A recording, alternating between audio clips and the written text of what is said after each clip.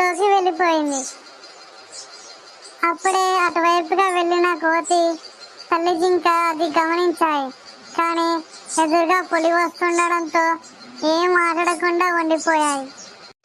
గుహలోకి వెళ్ళిన బెంగపిల్లను చూసి పులిరాజా, మనకు విందు భోజనం నేరుగా గుహలోకే వచ్చేసింది అంది. నక్క ఆ మాటలు విని, ఇందాకే కదా కడుపు నిండా తిన్నావు, దాని రేపు ఉదయాన్నే తిందాం, ఎందుకైనా మంచిది ఆ జింగపిల్ల బయటికి పారిపోకుండా కాపలా ఉండు అని చెప్పింది. అలా చెప్పి నిద్రపోయింది పులి. అలాగేనంటూ సమాధానం ఇచ్చి కాసేపటికి నక్క కూడా నిద్రలోకి జారుకుంది.